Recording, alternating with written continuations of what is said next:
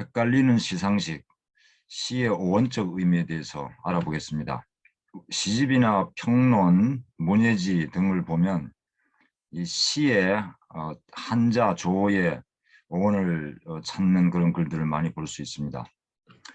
다양한 여러 가지 이제 해석들이 있는데 그 중에서도 대표적인 것이 이 말씀은 변에 이 절사 혹은 관청시라는 한자가 결합해서 시가 되었다라는 것에 착안해서요. 이 절사라는 또는 관청시라는 이 한자어에 대한 해석을 두고 많이들 글을 쓰는데요. 뜻이 절사자이죠. 그래서 이것을 절사와 말씀원이 결합됐다라는 것에 착안해서 시를 언어의 사원이다 또는 사원의 언어다 이렇게들 많이 알고 있습니다. 근데 과연 그럴까요? 그래서 제가 조금 더 조사를 해서 알아봤습니다. 소림사에서 이렇게 읽죠. 한자는 샤올린스라고 중국말로는 읽죠. 소림사에서 나오는 이 절사자를 중심으로 보는 견해가 많다는 것입니다.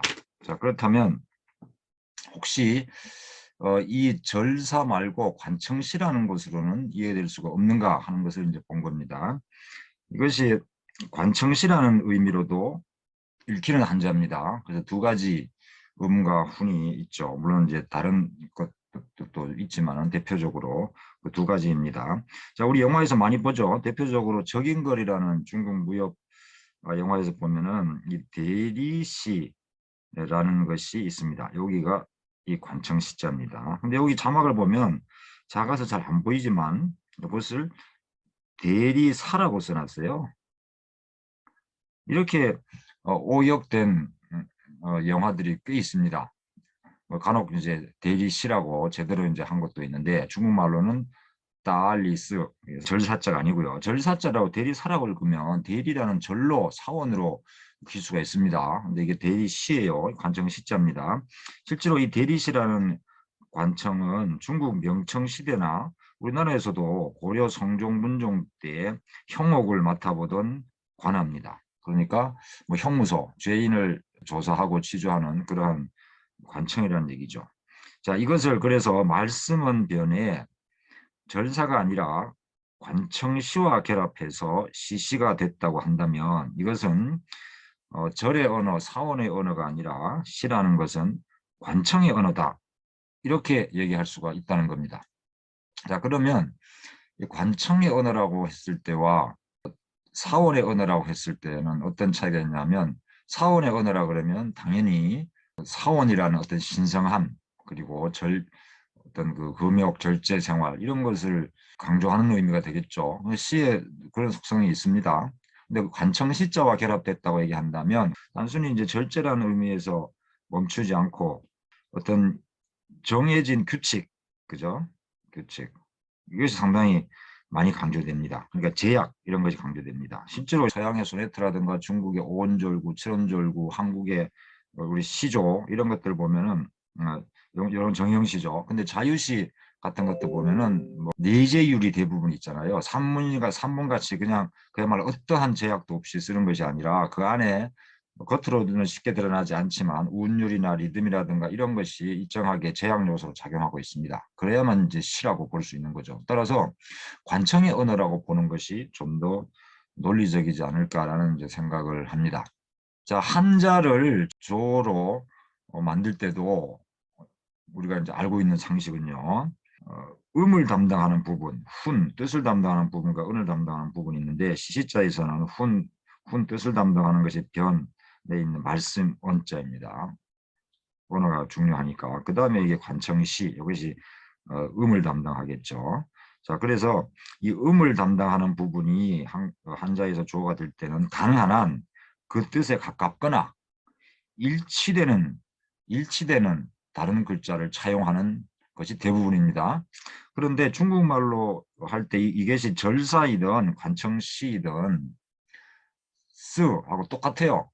샤올린스, 다리스 동일합니다. 그러면 중국말로 동일한데 그러면 절간의 언어, 사원의 언어라고 하나, 관청의 언어라고 하나, 어원적으로 무슨 차이가 있느냐 이렇게 볼 수 있습니다. 딱 일치하진 않죠. 시시자에서 시는 중국말로도 시 이렇게 읽습니다. 약간 달라요. 그래서 이것도 가능한 한 그 뜻에 가까운 것을 차용했다고 볼 수가 있는데, 그러면 왜 지금 우리나라에서 이걸 시와 사로 구분하느냐? 강원도 바로 밑에 영주 이쪽에는 과거에 이 발음들이 많이 남아있다 그래요. 그래서 제가 잘 아는 중국의 학자 한 분이 그곳에 와서 오히려 중국의 고대 발음을 연구해 간 그런 경우도 봤는데, 현대 중국어로는 절사나 관청시의 발음이 동일하지만 동일하고 그리고 시와는 유사한 수준이죠. 그런데 추측컨대 고대 발음이나 이 최초의 어원이 발생한 지역에서는 구분되지 않았을까? 그리고 우리나라에 들어온 것은 바로 이 구분되는 발음이지 않았을까라고 생각해 봅니다. 자, 그렇게 되면 이제 논리적으로 이 어원이 좀 이해가 되겠죠. 관청의 언어라는 것이 그 의미와도 좀 일치가 되고 이 조어 상식과도 일치가 되는 그런 해석이 아닐까 싶습니다. 근데 또 다른 해석도 있어요. 자, 이 시시자를 뜻을 지닌 언어다라고 보는 경우가 있습니다. 뜻을 지닌 언어. 그것은 바로 이 관청시자가 중국에서는 지로도 발음된다고 그래요.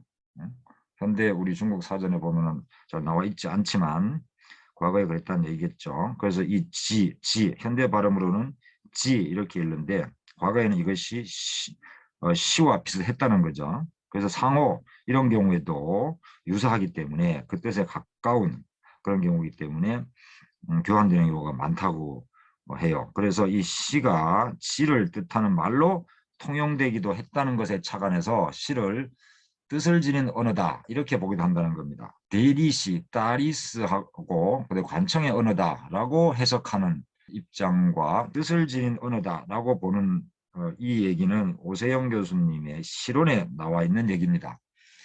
제가 과문해서 그러겠지만은 다른 문헌에서는 이런 해석을 보지 못했고요. 대부분 사원의 언어다라고 하는 것을 주로 봤고요. 오세영 교수님이 실론에서 는 관청의 언어다라고 해석하는 경우가 있습니다. 뜻을 지닌 언어다라는 것도 바로 이 오세영 교수님 책에서 나온 얘기입니다. 그런데 이 두 번째 해석은 뜻을 지닌 언어라는 해석은 역시 은유적, 유추적 해석의 하나라고 볼 수 있다는 겁니다. 사원의 언어와 마찬가지 해석이겠죠. 자, 이것을 제가 활용을 해서 또 정영시학 17년 가을호에 절의가와 수양 한탄가를 분석하는데 활용을 하기도 했습니다. 또 하나 재밌는 해석이 있는데요. 이것은 시인에 대한 해석과 또 연결됩니다.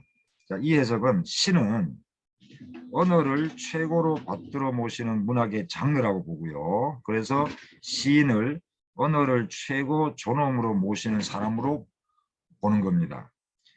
이것은 바로 시시자가 말씀하는 훈을 담당하는 부분 똑같고요. 오른쪽에 있는 관청시자를 이 모실 시자와 동일한 것으로 보는데 착안한 겁니다.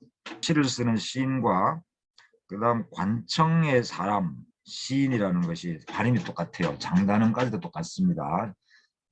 글 쓰는 시인 할 때도 시를 짧게 말하고 관청의 사람 시인 할 때도 짧게 발음하죠. 그런데 이 관청의 사람이라는 뜻의 시인은 고려시대에 임금의 근시, 임금을 가까이 모시는 사람, 그리고 본래의 수기, 당직을 쓰는 사람, 이런 벼슬아치들을 지칭했습니다. 그런데 이 고려말 원나라 간섭 이후에는 황간으로 이 말이 바뀌었어요. 그리고 조선시대에는 우리가 사극에서 주로 보는 내시 있죠. 여기는 모실 시자를 썼습니다. 안에서 모신다. 내시, 근시 할 때 같은 글자죠. 이 내시를 지칭하는 단어였습니다. 자, 이때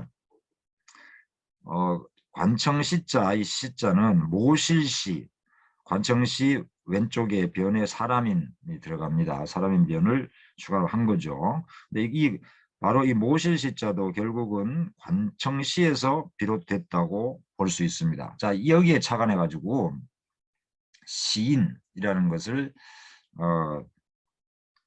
이 관청시자 시인을 모실시자로 동일한 것으로 봐가지고 결국은 이 시인을 언어를 최고 존엄으로 모시는 사람, 그리고 시를 언어를 최고로 받들어 모시는 문학의 장르, 이렇게도 해석했다는 겁니다. 자, 이것도 제가 보기에는 확장된 해석 중에 하나입니다.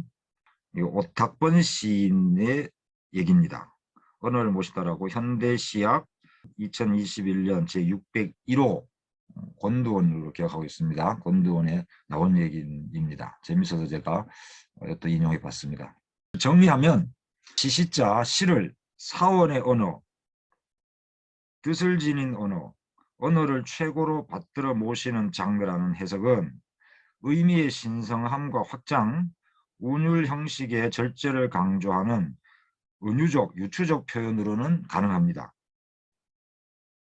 하지만 어원의 의미로는 관청의 언어라는 해석이 더 논리적이라고 할 수 있습니다. 감사합니다.